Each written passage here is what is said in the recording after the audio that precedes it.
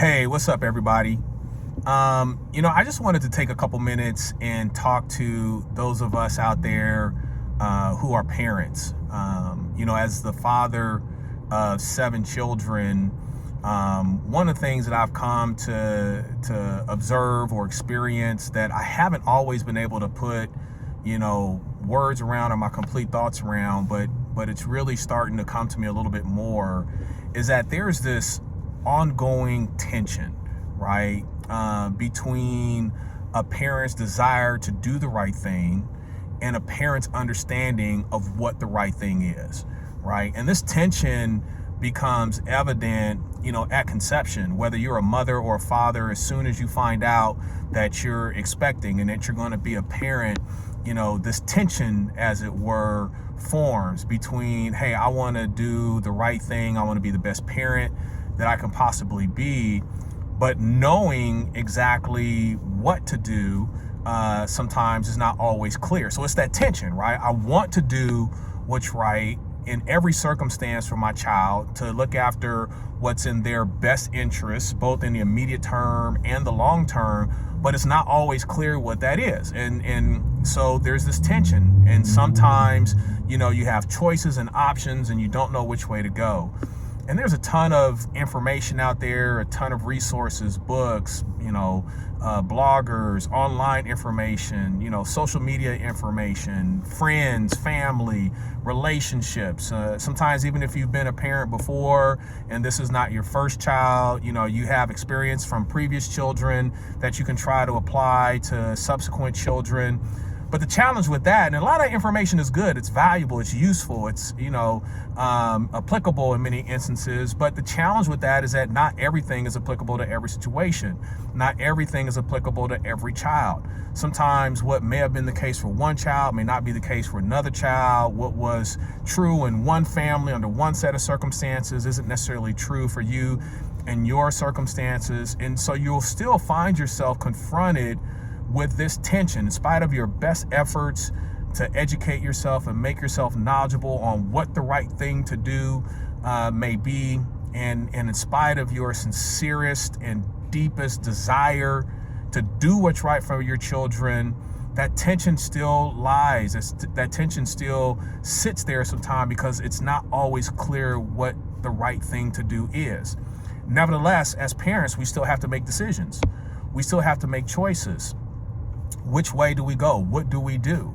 And that again is where some of this tension, comes into place. And, it becomes even that much more complicated when, you're confronted with, do I do something that I believe is in the best interest and in the, best long-term well-being of my child, but it would subject me to criticism and critique and second guessing if it doesn't work out the way we'd anticipated, right? And sometimes as a parent, that comes up and that can create a certain fear, and that fear can cause you to not do certain things, even though you may think it's in your child's best interest, but it may open you up to second guessing and criticism. And because of that, you're like, well, I don't want to be subject to that, so I'm not going to do something then that I think may ultimately be in my individual child's best interest. I may go in a direction that may be a little bit more mainstream or maybe a little bit safer. And regardless of what the outcome is, that tension still remains, right? Did I do what the best thing was? And, all of us are subject to that. It doesn't matter, what role you're in. It doesn't matter how much education you have. It doesn't matter what your background or experience is. It doesn't matter if you're a pastor. It doesn't matter if you're a counselor. It doesn't matter if you're a multimillionaire. It doesn't matter. Those things don't take away that tension. At best, what those things do is give you access to more information and more resources, but it doesn't take away that tension. Sometimes more information isn't always better. That's just food for thought there. The only reason why I'm sharing this with you is I just want to encourage parents out there. I'm not going to try to give you more advice. I'm not going to try to, tell you what you should do or what you shouldn't do or so on and so forth. I just want to encourage you. I just want you to know that you're not alone, that what you're experiencing is not foreign, it's not unique to you, that it is common amongst all parents, whether or not we want to admit that or not, or sometimes whether or not we always recognize it or not. Like I said, it's always been there. As I look back and reflect upon it now, it's always been there from the time my wife Chantel conceived our first and oldest child, Brittany, through now our youngest child, Sierra. You know, that tension has always been there. I haven't always understood it this way. I haven't always expressed it this way, but that's what it's been. And I just want to encourage everyone out there that's a parent, that you're not alone in this, and that, you know what, just keep your heart right and do the very best you can. Yes, educate yourself, inform yourself, right? Get as much information that you can, but at the same time, trust your parental instincts. They're there for a reason. I believe they were given to us for God, and our parental instincts are going to be unique to our own children. So while we can educate and inform ourselves generally, kind of the concept and the principle, the application has to be specific to our child and the circumstances that they're facing, their makeup, you know, our own approach to parenting, and so on and so forth. So trust your instincts. Do the best you can.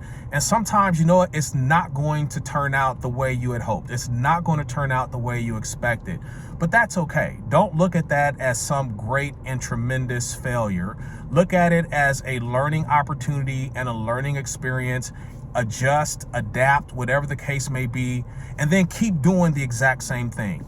In other words, keep looking out for whatever the best interest is for your child, both in the short term and the long term. Continue to make those decisions. Continue to support your children the very best you can. If you do that as a parent, at the end of the day, that's really the best you can do. That's all that can be asked of you. Okay, so again, don't really have a whole lot of advice. Just trying to, you know, acknowledge it, say, hey, I understand it. Maybe put some definition and terminology around it that can resonate with you. And again, just keep your head up and keep doing the best you can. You're engaged, you're present, you love, you support your child, you're doing the best you can, you're making the tough decisions, right? Not because of what's easy, but because of what's in their best interest long term. If you're doing that, you're doing a great job of parenting, all right? God bless you, all right? Have a great rest of your day.